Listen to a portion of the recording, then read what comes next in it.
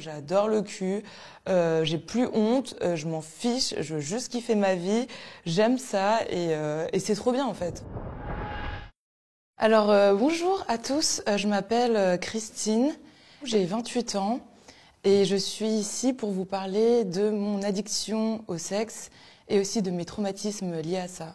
La première fois que j'ai été violée, c'était quand j'avais 17 ans. C'est un mec qui avait couché avec moi au bord de la Marne. Et je me rappelais pas, sauf que le lendemain, j'ai longé la Marne et j'ai vu une capote dans l'eau. Donc j'ai envoyé un message au mec, je lui ai dit « Est-ce qu'on a couché ensemble la veille ?» Il m'a dit « Oui ». Et donc là, à ce moment-là, j'ai eu un flashback de lui en train de coucher avec moi, vraiment sur les quais de la Marne, où genre, je voyais une voiture arriver, vraiment j'avais ce flashback-là. En fait, je me rendais pas compte que c'était un viol, mais je m'étais dit, j'ai eu un déclic bizarre où je m'étais dit « Il faut que je me tape le plus de mecs possible ».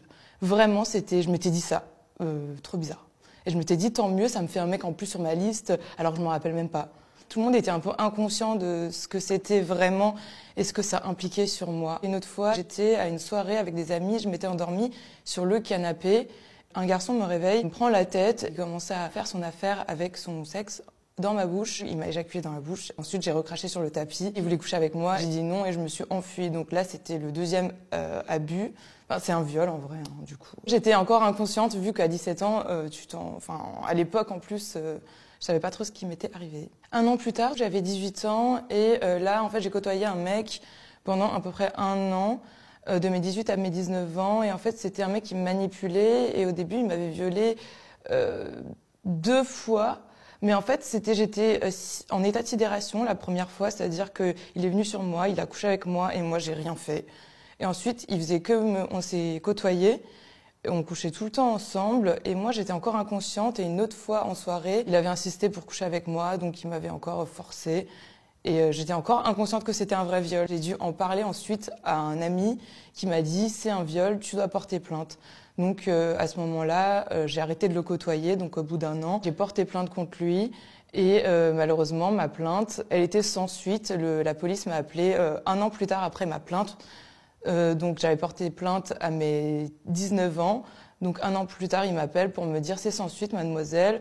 Il a quand même déjà passé une nuit en garde à vue, c'est déjà pas mal, hein. » Voilà. Lorsque j'ai porté plainte, je me suis rendu compte que mes précédents abus étaient aussi des viols. Je commençais à prendre conscience de la gravité de tout ce qui m'était arrivé et qu'un viol, c'était pas comme dans les films, en fait, où un inconnu te force dans une ruelle sombre. Par la suite, je suis sortie avec un pervers narcissique pendant 2 ans, de mes 19 à 21 ans, où, en fait, il aimait me violer, donc il était sadique et il aimait...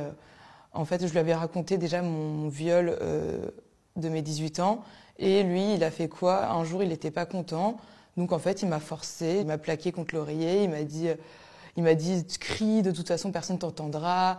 Et il a fini sur moi. Il était super fier. Il s'habillait en costard pour aller au travail. Le mec, il était au top du top, genre. C'est moi qui ai pris conscience et qui l'ai quitté. D'un coup, j'ai eu un déclic. J'étais en voyage avec ma famille. Ma sœur, elle m'a dit, c'est lui qui abuse. Je lui ai juste raconté un truc tout bête. Et là, mon cerveau, il a fait 360 degrés, j'ai fait que pleurer. Je lui ai dit, c'est fini, je l'ai bloqué de partout. Vraiment, d'un coup, du jour au lendemain, j'ai tout fini, tout terminé. Donc ça a duré 12 ans. J'ai déjà des problèmes par rapport aux addictions. J'ai le TDAH, donc le trouble de déficit de l'attention avec ou sans hyperactivité, ce qui fait que je suis très sensible aux addictions. J'avais des problèmes d'addiction, par exemple, aux substances, à l'alcool, etc. Donc je sortais beaucoup et un jour j'étais en boîte. J'aimais bien sortir toute seule aussi parce que je suis un petit peu folle. En boîte, j'étais complètement en blackout, j'étais déchirée à tout ce qui existe et j'ai fait une espèce de crise de nymphomanie où j'avais super envie de le faire, je me souviens, mais encore une fois j'étais en blackout et je sais que des videurs ont profité de moi pendant cette soirée et c'était il y a quelques années de ça, en 2018, un truc comme ça. Je savais qu'ils avaient couché avec moi, j'avais regardé dans ma culotte, j'ai porté plainte, mais parole contre parole, et je savais pas qui c'était qui, donc la plainte était encore classée sans suite, donc 2 plaintes sans suite en tout. J'avais du coup une addiction au sexe où je parlais avec des inconnus sur internet, sur des chats où je me montrais. En fait, j'aimais déjà le sexe en réalité. C'est pas que mes traumatismes, mais les traumatismes m'ont vraiment poussé à être dans la compulsion absolue et à coucher vraiment avec des inconnus. On peut aimer le sexe, on n'est pas obligé de faire ça. Donc moi, j'ai enchaîné énormément d'hommes. Je sais pas si je dis le nombre, mais c'est beaucoup, pour une femme en tout cas. Je suis devenue très très très féministe en fait par rapport à tout ça parce que j'ai réalisé que j'étais en insécurité constante.